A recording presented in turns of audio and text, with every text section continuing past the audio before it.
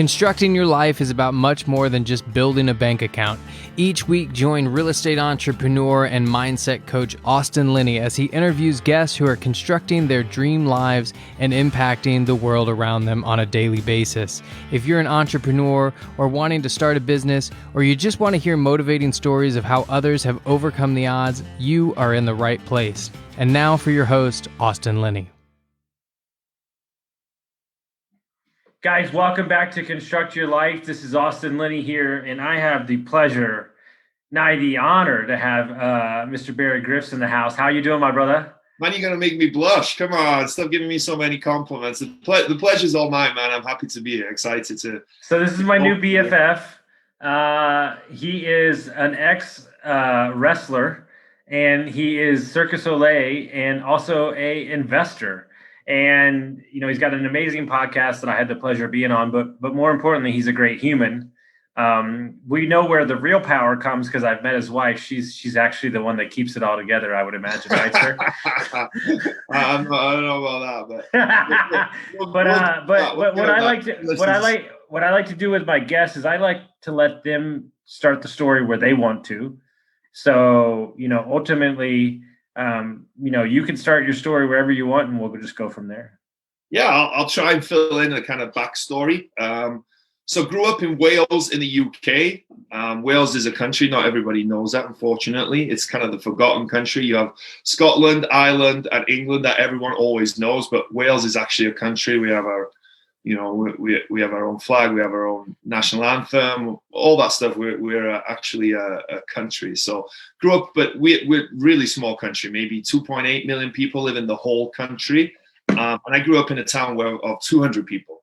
Like here you hear people talk about all the time, hey, I grew up in a small town, it was like 6,000 people. I'm like, that's a small town to you. I grew up in 200 people lived in my town. So it gives you an idea. There was a fish and chip shop.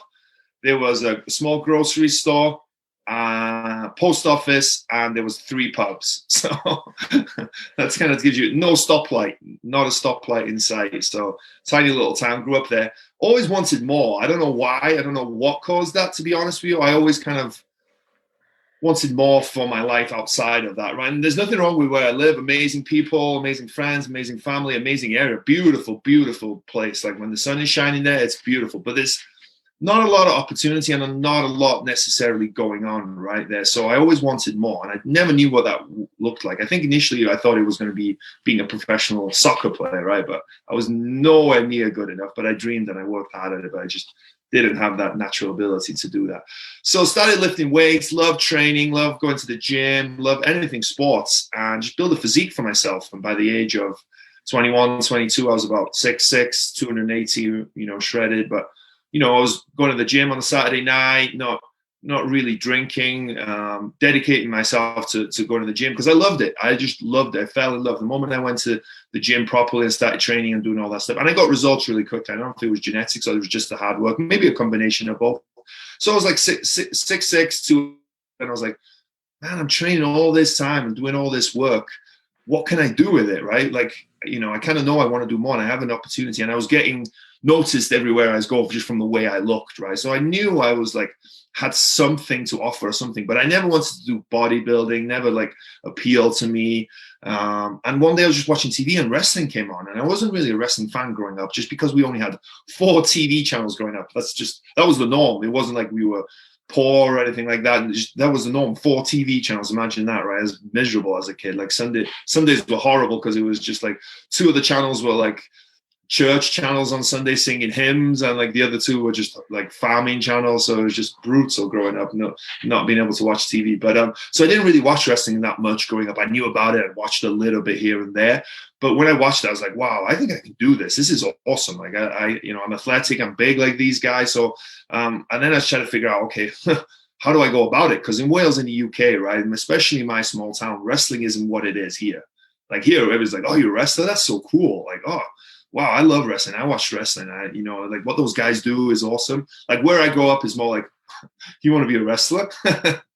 Okay. You know what I mean? It's kind of like that, it's like men in tights, like fake fighting. You know what I mean? Like these guys are trying to pretend that they're fighting is real. Whereas here it's like, awesome entertainment, like spectacle. Like, it's so cool. Those guys are athletes, what they do. There, it wasn't like that. So I was like, God, how do I even go about this, right? Because I knew I wanted more, and I thought this was a really good opportunity for me. It just seemed to make sense. So it just so happens, like a few months later, a wrestling show came to my town, tiny, small, like in the field. The ring was like lopsided because it'd been raining. They had a chandelier lighting. It was like hilarious but brilliant at the same time. And I met the rest of the promoter there. He was a guy who'd been wrestling promoting for over 50 years, and he was looking for someone to kind of mentor and teach. And and it was important to him that they spoke Welsh, because we have our own language. It's called Welsh, and it's my first language. So we struck it off straight away, and he saw the way I look. He saw that I spoke Welsh. And we just had a good talk, and he started training me. And he was such a character, man. I can get into that if you want, but I'm turning this into a really long thing now, but he was such a character. He was such a character. He was amazing. So he kind of guided me, taught me a lot of stuff, and kind of made me into what I am today. Like, I wouldn't be here today if it wasn't for him, really. But so eventually got signed by the WWE. I was down in London doing some TV appearances, because in the meantime, I'd done what they call UK Gladiators, which is the UK version of US Gladiators, right? I was one of the gladiators. My gladiator name was Goliath. So that was pretty cool. That was a cool experience. So I was down in London doing filming through that after we'd filmed the show, and WWE were there. And my friend was a scout, and he'd be trying to get me to go for a while, because he knew that he'd sign me, and he gets $1,000 every time they sign me. So he was trying to get me there all the time. But I wanted to buy my time, make sure I got a bit of experience, because you don't get a second chance to make a first impression. So eventually went there, met with them, and they signed me pretty much straight off the bat, which was amazing. Like, I'm not saying that arrogantly. Hopefully, it's just what happened. So within 6 months, I was in Tampa, Florida, wrestling for the WWE, like in the training school. And then a year later, I made my debut on TV, did some pay-per-views, wrestled all over the world, wrestled all over the US. And then eventually that came to an end. And then I got a gig with Cirque du Soleil, and now I moved to Vegas. I was in Tampa at the time, moved to Vegas. I perform for Cirque du Soleil now in their show called CAR, the MGM Grand.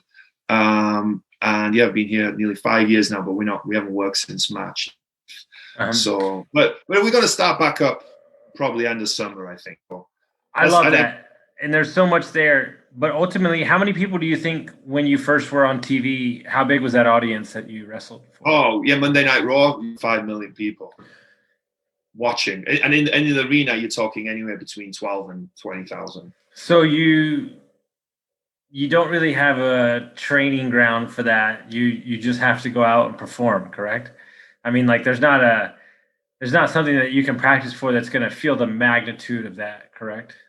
Yes and no, right? So what it is they train you. So they really train you. So when you get to their training school, they have a whole process. They want to mold you into kind of what, because there's all kinds of different styles of wrestling. You have Japanese, Mexican, British, European style. There's all different kinds of style, but they want you to wrestle kind of their style. And they call it like TV style, right? It's like what they want, what Vince McMahon wants, what he's kind of understands what works best at this moment. So they kind of train you to be that style, and also they teach you how to work the camera, right? Because there's one main camera that you work to, and you're always taught. I'm giving some insider secrets here, maybe I should, but you always work to that camera because that's where the money is, right? You're working towards that side, and I don't think I'm giving anything away. I think everything's out there now. So you get trained in all this, right? So you understand and you get trained pretty well. So when that moment comes, you've kind of know what to do. And honestly, for me, you think about it beforehand, but when you do it, you don't pay attention. For one, you don't know the 5 minutes. It's just a camera, right? So the 5 million people at home is just a camera. And then the whatever it is, 20,000 people that are there, it's tunnel vision. For me anyway, I didn't really pay attention to anything that was going outside around, because I was really nervous about what I wanted to do, right? It was a big opportunity. So I wanted to make sure I did a good job. So I was just focused on what I did, and everything else was kind of irrelevant. So you can't train for that nerves of knowing that this is a huge opportunity. But outside of the 5 million people and the 20,000 people that are there, it didn't affect me as much because I was so focused on what I was doing. I think what's interesting, because there's a lot of people out there, like, it's something easy for me, so I do it. It's not a big deal. I fly around the country, go to meetups and stuff, but like ultimately in life, I think everything is training ground or stepping stones to get you where you want to go, right? And so, I see you on other podcasts. I see you on your podcast, and you're a performer. Like you're happy to show up, and you're not performing as a version of yourself. You're yourself. But like I look at the basis to all the training that you had in the WWE, and I see this as an amazing way for you to transition into what you do now, which is Cirque du Soleil and then real estate, right? I see a platform that allows you to feel comfortable in a room full of strangers. Not Yeah, really? no, to be honest with you. Yeah, I'm somewhat of an introvert, believe it or not. Okay.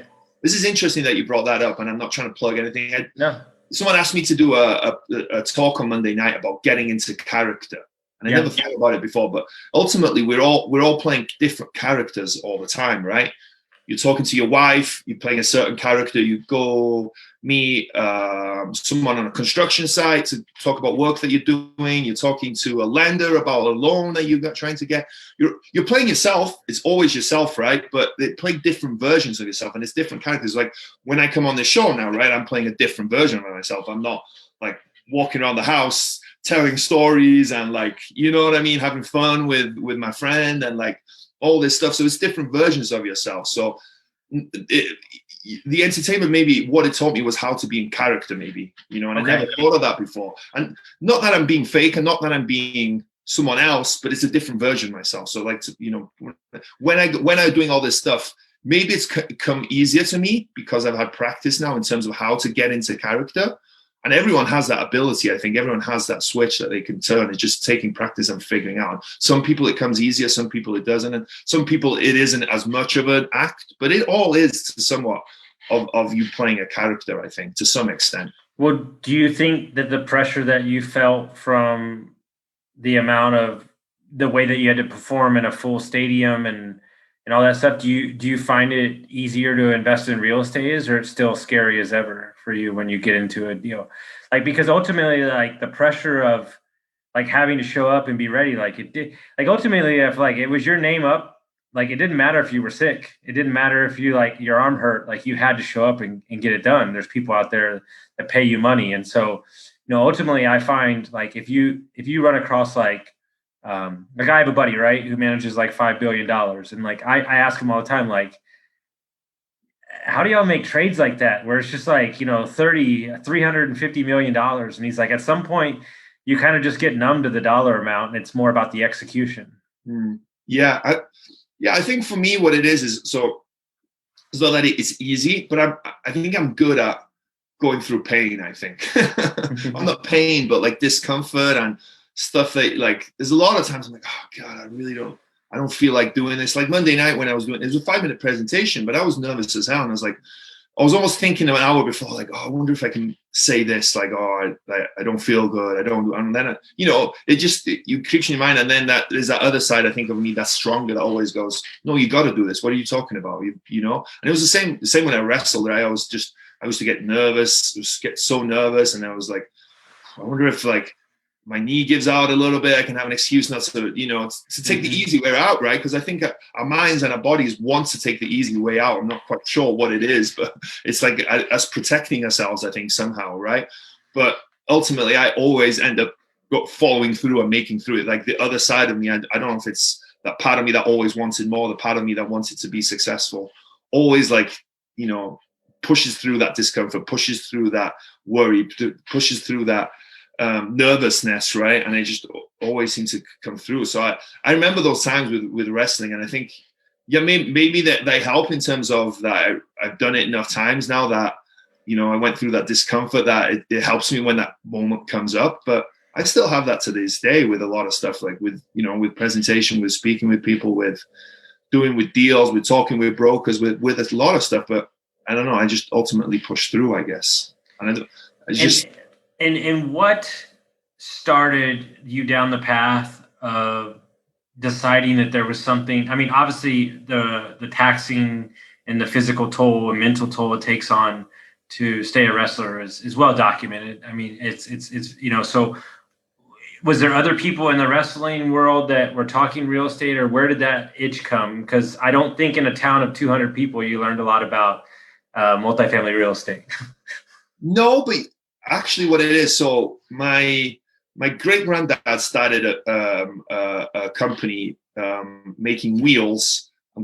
This is gonna kind of, I guess it'd be kind of a long story. I'll try and make it quick. But they made wheels for horse and carriage like over 100 years ago, I think now. So, and they also made coffins. So they were also the undertakers. This was my great granddad. Then my granddad took over the business. And I remember, so he had the business, and by that time it transformed into a little bit more of a construction business. So I remember being a kid, he built like a triplex in my local little town, a little triplex. Mm-hmm. I didn't know. I remember going there as a kid with my dad, and they were painting and doing all the work and stuff like that. And then fast forward 20 years later, my dad and his brother built another triplex almost right next to that. Mm-hmm. So I remember being around that, but I never wanted to be in that business. This is a strange thing. I worked as a carpenter. That was another driving force behind me. I just really hated it. I was probably the world's worst carpenter because I just hated it. It was something I landed in, right? My dad owns this business. What else am I going to do? I'm in a town of 200 people. It's not like you can choose what you want to be. Jobs are scarce. You don't have many options. So I ended up going to work for him and doing that. And I just hated it. I just hated it every day, to be honest with you. And I was terrible at it because if you hate something, you just do it. So, but I think I was around that. So I had that for one. I think I subconsciously, even though I never thought about it ever, I think it was there subconsciously. And what happened with me was when I was wrestling, I didn't have a plan B at all. People had told me like, hey, have a plan B, figure something else out. But my plan A was to be the world heavyweight champion. My plan B was to be the world heavyweight champion. And my plan C was to be the world heavyweight champion, right? That was my plan. And I was focused and I was working hard. And, you know, I really thought I was going to get there, not from a place of arrogance, not because I was like full of myself. It was just, I had this quiet confidence. I just believed in it. So I didn't need anything else, right? What do you need anything else if you're going to be the world heavyweight champion, right? Well, that all came crashing down in 2014. So they didn't renew my contract in April of 2014. So what happened was I just bought a house in January of 14. Perfect timing, huh? Talk about a perfect storm. And the house was a really expensive house. It was like a $435,000 home. First home I bought, but I was making decent money at the time, and I just wasn't that financially smart at the time. But it was like 1/4. My monthly payment was about 1/4 of what I made that month. So I thought, okay, I'm pretty good, right? You know what I mean? And the monthly payment was about $2,600, $2,550 actually was a monthly payment. So it was a lot, but I was like, all right, I got this job, and you know, I'm going to be the world heavyweight champion. Like, didn't see for a second what happened that year. So now, fast forward, I'm a wrestler. I can pick up people and I can pick up dumbbells, but outside of that, I don't have too many skills, right? I don't, what am I going to do, right? And outside of WWE as well, there's not that many wrestling opportunities, not to make really good money anyway. So I was like, God, what am I going to do? So I realized that my dream had kind of come to an end, and I was still hoping that maybe it might come back around, you know, in future years. But at that time, it was a pretty tough time. It was a pretty, you know, dark. I was in a kind of a dark place in my life, right? Just everything had come crashing down. And I couldn't sell the house because I loved the house, right? I bought the house as an emotional play. It was zero investment behind it. It was just an emotional. I love the house. I love the layout. I love where it is. Love the neighborhood, all that stuff. So I was like, I love the house. So I couldn't bring myself to sell that house because that was like a bridge too far for me. Right? Mentally, I just couldn't bring myself to sell it. So I was like, didn't want to lose something else that I loved. So I ended up going down the rabbit hole of finding a tenant, you know, learning how to screen a tenant, like all that stuff. What does a good tenant look like? All that stuff. So I think that kind of led me to Bigger Pockets and probably Rich Dad, Poor Dad at some point. And I remember reading it, but I can't remember that being the point. But I know I did read it pretty early on. And then I fell in love with real estate investing. I think it was the fact that it could be a plan B, that you could create, you know, phenomenal wealth, like just from almost from nothing, right? It's not like stocks where it's like, it can be kind of complicated and you gotta understand a lot, right? To kind of make big gains and all that stuff. It was just simple, and I could understand it. You buy a property, you get a tenant in, you make that money, and hopefully the property goes up. They pay down the mortgage, you know, you make cash flow, all that stuff. It just, and you know, the tax benefits, it all made sense to me. So I just really then dived into real estate, and I was like researching real estate, and then ended up buying 3 single family homes for myself, which included the one I bought initially, which I was renting out. And then I was like, okay, so, you know, they obviously tell you, figure out what your goal is, right? And reverse engineer that, work back. And mine was to get to 40 single family homes. And I was like, whoa, okay. Initially I was like, all right, 10 years, 4 homes a year. And I was looking to buy them off the MLS as well, 20% down. Well, every year I was going to buy one owner occupied so I could get in with like 5%. But then the other ones are going to be 20% down. I was like, God, okay, trying to crunch the numbers. Like, what is the average home price here in Vegas? How much down payment do I need? And I was like trying to save every penny and push my wife to make more money so that we could like get to that 4 a year. And then someone told me one day, it's like, hey, you can buy one apartment complex and get to 40 doors in one deal, right? And then you can like use other people's money and you can partner up. And I was like, wait, what? What are you even talking about right now? These big apartment complexes, and a 40 unit was huge to me at the time, like was the biggest thing ever. These big apartment complexes all around me, people buy those by themselves. I'm like, yeah, people like you and me buy those things all day, every day. And I was like, wow. So that started me down the rabbit hole, multifamily. And then I realized, multifamily, you can force appreciation, you're not at the mercy of the market comparables. You know what I mean? If you increase the NOI, the net operating income, you increase the value of the property, you have more tenants, so that insulates you if there's, one or two that goes vacant, right? It just seemed to make a lot of sense for me. And, there's a ton of other stuff in there as well, but it just seemed to make a lot of sense to me. And I just also could see that I in my opinion, you can make money in anything, right? But I just thought you could make more money in multifamily, I thought, long term. Yeah, I think ultimately the thing the only thing I worry about with multifamily investors is how to stay motivated, because those deals take longer. It's not like you're buying a property every 3 months in single family or flipping houses or something. So, how do you, when you switch the narrative and you started focusing on multifamily, how long did it take you to get your first deal? It took a while because maybe a year, I would say, maybe a little bit more, because I was cautious. I hate to say the word analysis paralysis because I never thought I would get that, but maybe I did. Maybe I thought that I needed to know more than I did. I needed to make sure that it was a good deal. Like I didn't know that it was a good deal early on. If it was, so I had all these things. So it took me a while to get to my first deal. But I don't know if motivation is an issue at all, because I don't know, you can wait 6 months to buy a single family home, right? If you don't, you know what I mean?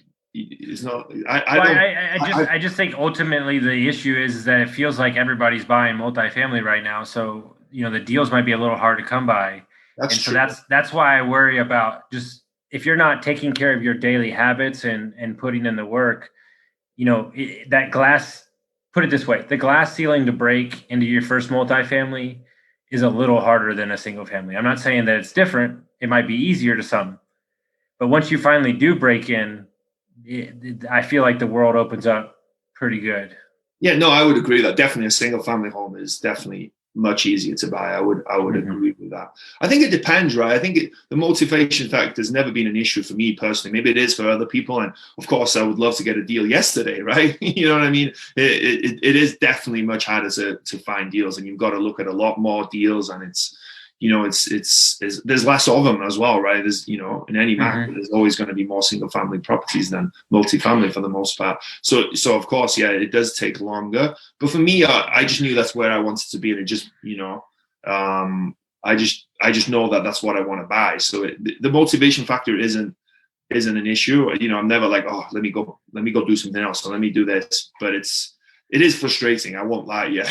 So what are you doing on a daily basis that you can that is putting you closer to your goals of buying multifamily? What are you doing on a weekly, daily basis? Yeah, a lot of stuff. So for one, as you mentioned, the podcast, right? That's something I've started doing. It started end of August. We're December 16th today for people who are listening. I'm not sure when this will go out, but so the podcast in itself has been awesome because it's created a bigger network. So I do that.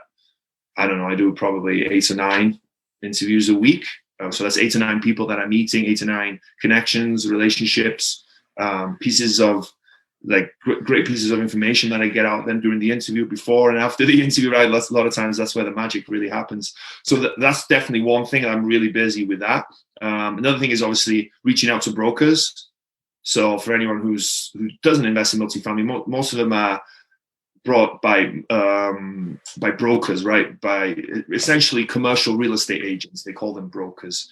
So because what they do is they're calling owners all day, every day, and they have relationships with owners, and so they usually find the deals. And different brokers, a lot of deals happen off market, so they don't even put them on the market. So you need to have relationships with all the brokers. So it's continuing those relationships. I'm actually going to call one right after this call, actually, because there's a deal I want to talk about. So talking about that, looking at deals, trying to keep connecting with people in the market. So I invest in Cincinnati. I'm in Las Vegas, but I invest in Cincinnati. So anytime I'm on Facebook, I'm part of all these groups. If I see anything about Cincinnati, I'm, writing that person. My friends there already, talking to them, obviously, and also letting people know, right? You do this all the time, but that's huge. If you're trying to find, you let people know, like, what are you doing? What are you looking for? What market are you looking in? You know what I mean? So all those things, I guess, and I think ultimately is just trying to find deals to look at, right? To start off with, right? Because you've got to look at them and analyze them. And unless you get into that point, you can't get to the point where you're making offers. So just trying to get as many deals on my desk as possible so I can analyze them. And since COVID happened and the Vegas has been, the shows have been shut down for the most part. I mean, obviously it's not ideal. You would love to work and have that income coming in, but ultimately, how has it adjusted your life? I mean, have you put more of a focus on real estate, or does it make the want to get to a point like in your finances where this wouldn't be a concern moving forward? Yeah. So interestingly, this time, so first time around when WWE didn't renew my contract, it was like not a great moment in my life, right? It was just so much concern, so much panic, so much fear, all of that stuff, right? It was rough. This time around, it felt kind of similar because it was like, oh, what's going to happen next, right? They said we're going to come back, but at the time, like, imagine March 9th, right? None of us, like, the world is frigging falling apart at the time, right? We don't know what's going to happen next. So I had that moment of fear, kind of similar to what happened, but it quickly changed for a few reasons. One, I thought I was going to get my job back, so it wasn't that bad. But also I had my son. So I was like, all right, this is great. I was like, I hate going to work because I hated living him. I love my work, but I hated leaving him. And also I had the real estate. I'd really been sort of slowly amping things up and learning more and more. And I was like, okay, I know I can make things work with real estate if I really have to, right? And I had some income streams coming from real estate at the time that, weren't enough to cover expenses, but it wasn't far off, right? We live pretty frugally. We live below our means. Plus, like, I also saw it eventually as an opportunity to, like you said, scale up my real estate investing and, my actions towards that. That's why I started the podcast, though. So, yeah, hopefully this doesn't sound bad for people, but it's been really good for me. Like, I hope people. No. I get it. They know my message, but ultimately, I think the question that I would like to ask you is, how much further along do you think that you are now from March? How much further along, because you've taken the opportunity to make the connections, focus down on being a father, and study real estate.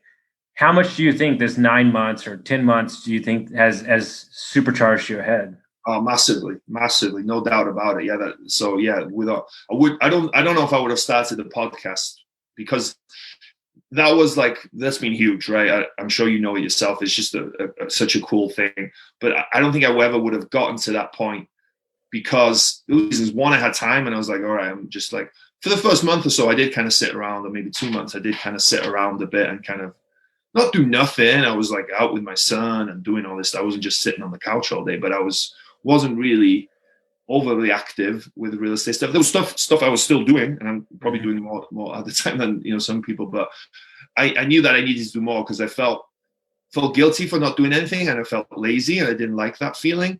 But I also, like you touched on earlier, I wanted to create something, because I knew I was like, all right, well, I need to really move things forward, right, in my investing career, right, because I need to get to a point where I really can rely on my real estate, right? Because who knows if I don't get my job back, right? Who knows what's going to happen next? And here's a good opportunity for me to get there. And even if I do get my job back, I can be in that position of financial freedom, right? If my job does go south or anything like that. So to then also have all that time to do the podcast. Like I do a daily podcast now, right? I release my episodes daily. So to do that many interviews, I never would have been able to do that before ever. So yeah, I'm way ahead than I ever would have been. So to me, in some ways, and again, not to sound like bad, because I know a lot of people are hurting. I know a lot of people are hurting. But it's been kind of a blessing for one to be spending time with my son, which has been awesome. He's freaking crazy, but he's awesome at the same time. And to also, like you said, supercharge my real estate investing and really make some big moves that's going to, only get better and better, I think. Well, I think something that's interesting and something that I am really looking into / kind of just like living by these days is I think ultimately in life, regardless of how much money you make in your job, regardless of what's happening out in the universe, the world, or the economy, I think too many times in life we operate from a place of weakness, meaning, my income is based off of the whims of the CEO, or my health is based off the whim of, is the gym open? And too many times that when you make decisions from that space of weakness or scarcity, you're making a decision based on emotion and not from a position of strength or abundance. And when you turn it around and you control what you can control and you operate from a space of strength, then you're actually making a decision based on your best and wants and highest needs. And I think that's the big difference in life that can change everything for you. Yeah, I'm not a stoic or anything, and I haven't really studied that much. But one thing I've listened to a little bit is Marcus Aurelius's meditations. Right, one of them is like 1 day a week, take a day to like make everything bad. Right, sleep on the floor, like don't eat all day, like wear your worst, dirtiest clothes. Right, don't indulge in any luxury whatsoever. So that at that point, and I've never done this myself, right? I just like the idea of it, right? But essentially what it means is that if you do that 1 day a week or 1 day a month, whatever it is, then if that ever happens, fine, you're used to it. You do it. You've done it once a week, once a month, and it's not necessarily actually doing that. It's that concept, right, of like feeling that and knowing, hey, this isn't that bad, right? And it's also, and what I would add on top of that is adding gratitude and thanks, right? Because it's like, our life is awesome. We're all on or whoever's on a journey for financial freedom and real estate, right? And they always say it's the journey, not the destination. But it's so true, because what happens when you get there? Okay, financial freedom, boom, life is amazing, done, I'm finished. Like, well, you wasted the 10 years or 5 years or whatever it took to get there, right? Because I keep doing that. Like I keep thinking ahead, and you kind of do that as a real estate investor. Next investment, next move, next blah blah blah, right? Setting goals, trying to reach those goals, all that stuff. But where I'm at now in my life, and it's like, for me personally, I just look at my son sometimes. I'm like, with my wife and I have my dog with me, I'm like, how can it get any better than this right now? Like, my son has been hilarious. My wife is beautiful. Like, and I'm just like, what else do I need right now, right? And I think if you can incorporate that, and I know it's not always the case, right? You have a job you don't like, and that's what drives a lot of people, or you have a life that you're not really happy with. But not to sound philosophical or whatever, but we've all got stuff we can be thankful. There's stuff that we can show gratitude for. And man, it's just life-changing when you can kind of have that outlook, right? We always want more. I think it's human nature, but there's always something to be thankful for and to see the positive and stuff, right? Yeah, and I think ultimately, like, I've got to a place, and I was reading something this morning, and on my morning workout outside, it kind of hit me. And it was like, I'm never as fucked up and as crazy as my life has been and my story is bananas, I've always got through it. And it may not have been pretty. It might not have been amazing, but I stepped on the other side of it. And so I thought to myself, like, okay. Like, so, I mean, I've always got through it. We have this moment in time where this conversation might hit somebody. And so what I try to do in everything I do, every time I get on the phone with somebody, every time I send a message or do a podcast, is it's not about me.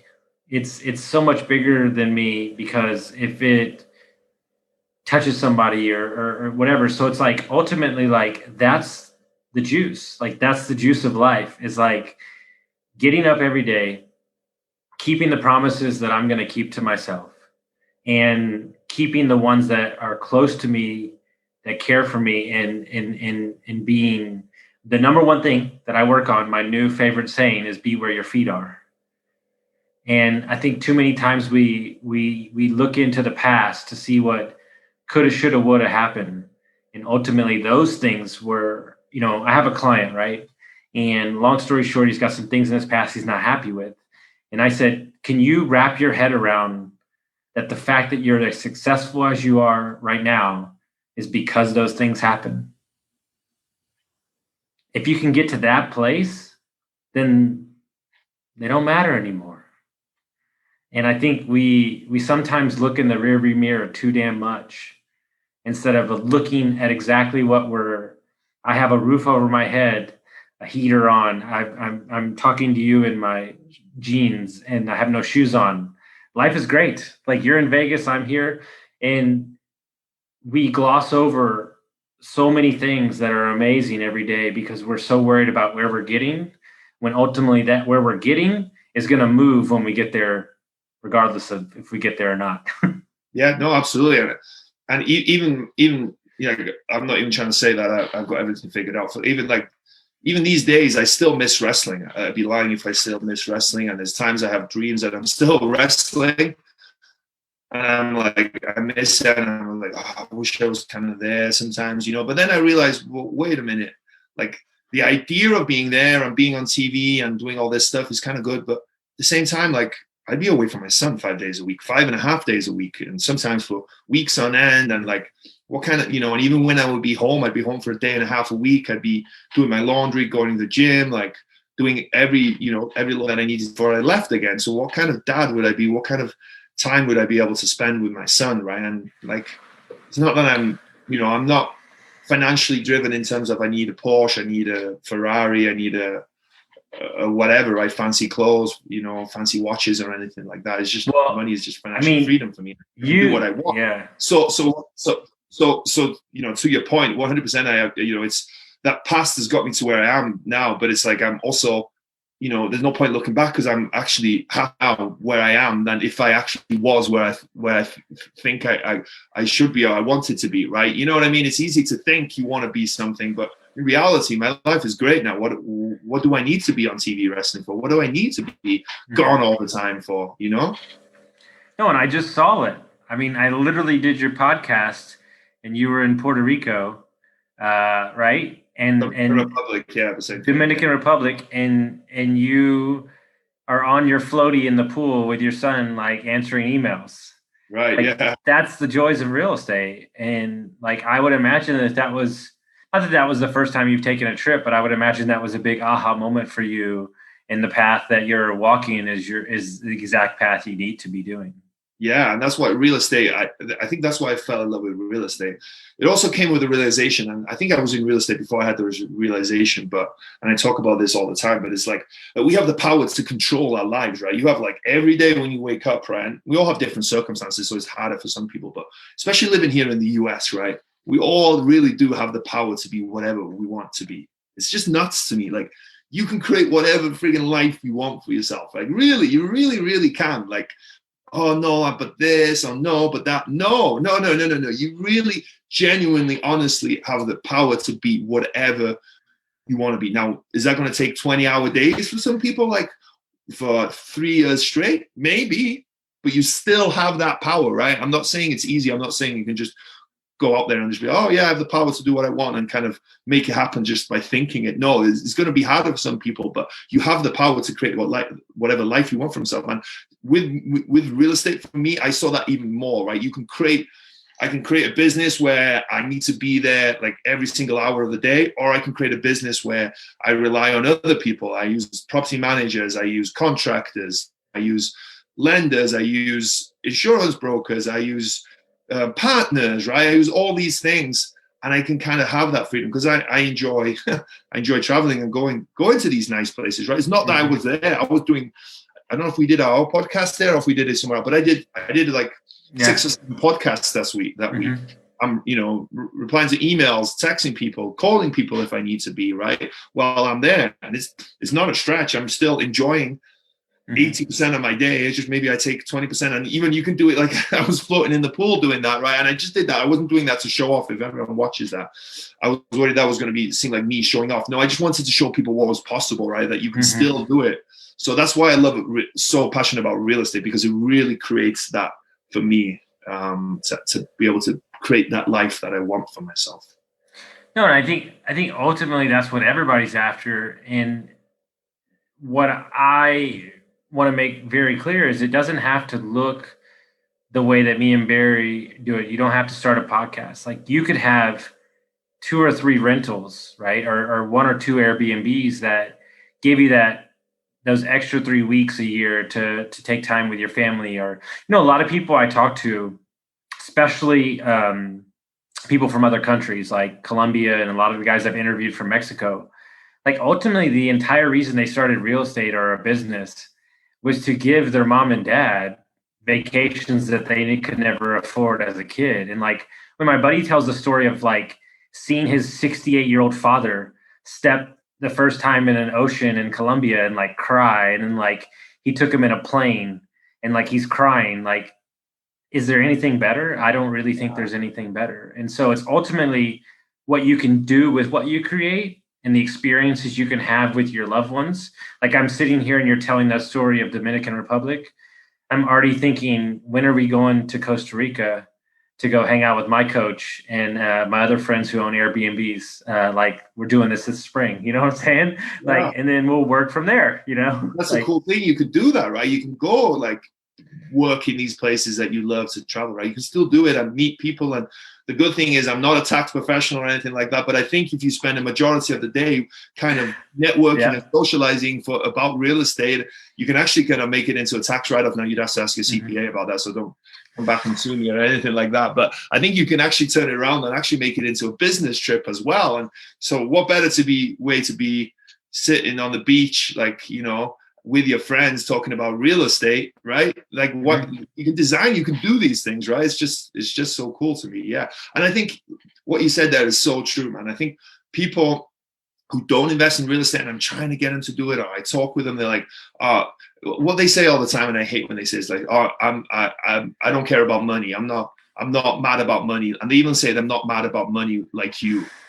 And that's even like, for one, I can't believe you say that to my face. That's kind of really rude, for one, right? But I've had them say that, and I'm like, okay, I'm not, me neither. I'm not like waiting to build a big pool of money and go dive into it every day and like count my dollars and be like, oh yeah, I have so much money. No, it's about the financial freedom. And like you said, that the experiences, right? The experiences that you create, right? Even if it's the experiences being home with my son and seeing him like run around the house and do something stupid, that's an experience in itself. That's something that I'm going to always treasure, because he's not always going to be this small, right? There's going to be a time when he doesn't want to be around his uncool dad, right? He's going to be like, get away from me, right? Or hopefully maybe there won't be, but those are experiences. It's not about like, and to some people it is, and if it is, that's cool too, right? If you want a Ferrari, if you want a massive house, if you want a Rolex, I am not judging you. Go for it, man. You're out there working for it. You're out there doing it. Go for it. Buy whatever you want. You work for it.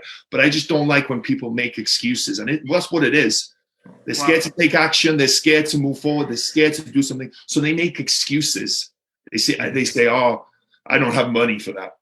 Oh, I couldn't do that. Oh, I don't care about money. Oh, money is the root of all evil, right? They say all these things to protect themselves, again, I think, to protect their ego, because we all have an ego to some extent, right? So they say that to protect their ego. But what they don't realize is, even if they don't care about money, like you said about that story, that's an amazing story about his 68-year-old dad. That's just unbelievable. That's just awesome to me. I think that story should be all about it should be the advertisement for real estate, right? But isn't there someone you can help in your life?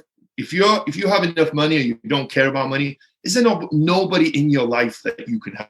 Your sister that is a single mom with 2 kids, your parents who are struggling to make the mortgage. I don't know. You have an uncle that's sick that can't take care of himself, or even outside of that, everyone in your family is great, and in your circle there's no issues whatsoever, right? Isn't there somewhere, a cause that you would like to help? Isn't there, a charity you'd love to give a lot of money for? That, there's always, money can do good, right? Well, it's like, is it? Well, that's my fucking. Don't even get me fucking revved up, because ultimately my issue is that the people that say that bullshit, is like, well, money is the root of evil. It's not going to take you where you want. But like, in order to really like feed the homeless and do all this shit, where the fuck do you think this shit comes from? Like, I'd rather be rich and give it away. And so like, when I tell people like my true goal is to give houses away, I'm not talking about a fucking sheet of sheetrock. I'm talking about an entire house. Like, I want to give an entire house away. So like, in order to do that, I got to go create a bunch of wealth. It has nothing to do with, do I want a house in Costa Rica and do I want a house in Italy? Of course, but I don't need the mansion. Like, and so that's where I can't stand that shit, that cop out excuse bullshit statement, because you look at people like Tony Robbins, or like a perfect example. I interviewed one of my friends today. His boss is a great mortgage broker. They bought 30 bikes this year for kids that don't have bikes for Christmas. That didn't come with sticks and fucking whittles. It came with money. So like, you can say whatever you want, but he's giving back because he's made more money. So that's where, like, that's what it's about to me, is like creating the time gap experiences for people and allowing them to do these crazy things and enjoy and have these experiences and work and all these things. And so in order to do that, you have to look at yourself in the mirror and stop bullshitting yourself and make sure that you're maximizing your effort in life to create the dreams and the goals that we had when we were kids, like that we thought about, right? Instead of like being so beat down with society that you lost your dream mechanism, Yeah, and I think there's two things there that one is like, I find the more successful the people, the more they give. Really, like, don't get me wrong, there is people that are selfish and that are greedy and they don't want to share a single penny. But the people that are listening to this are people, they're probably not people that listen to this actually, but people that say, oh, I don't need money, oh, you greedy, oh, blah, blah, blah, right? How much money do they give away? I would love to ask every single one of them, how much money do you give away? I give away some percentage of money. I would love to give more. But like, I find the more successful the people, the more they give away. Because then, once you get to a point as well, like, you start asking yourself, like, what is this wealth about, right? And I've heard it time and time again. They say that the wealth and the money is more than them.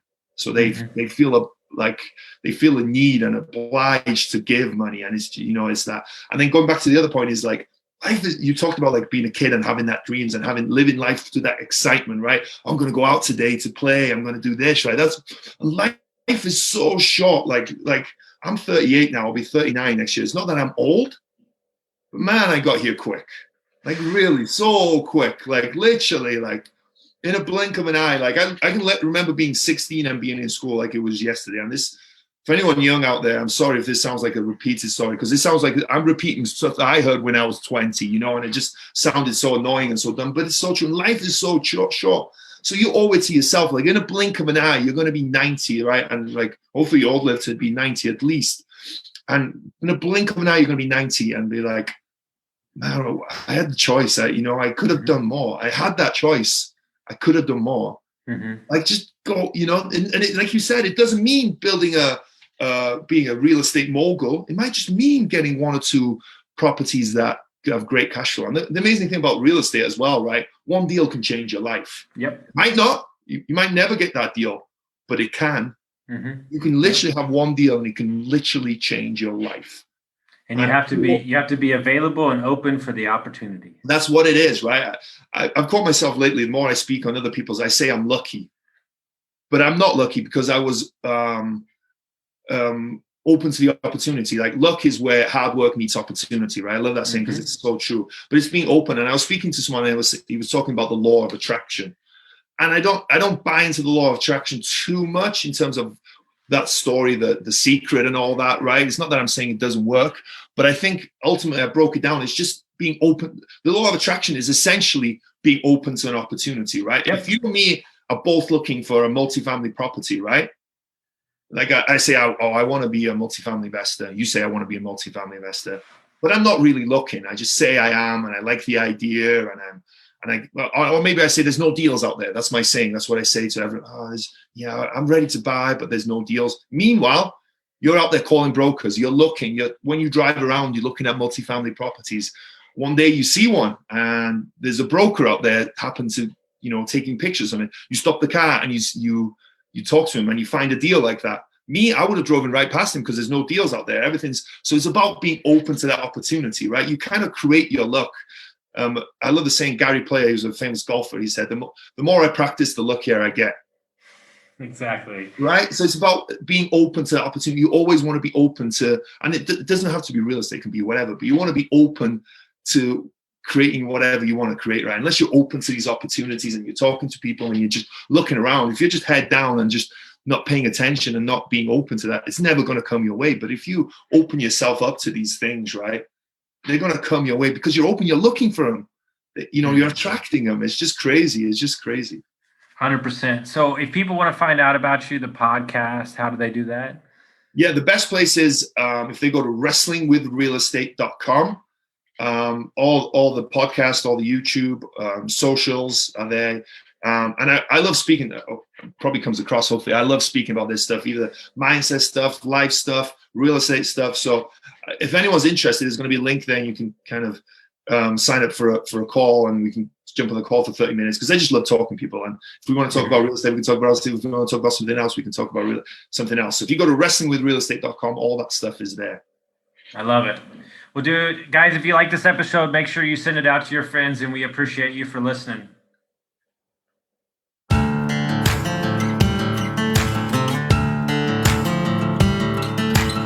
Thank you for listening to Construct Your Life with Austin Linney. If you enjoyed this episode, be sure to rate, review, subscribe, and pay it forward by sharing with a friend.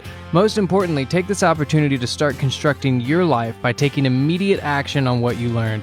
For show notes, resources, and more information on one-on-one coaching with Austin, visit constructyourlifepodcast.com.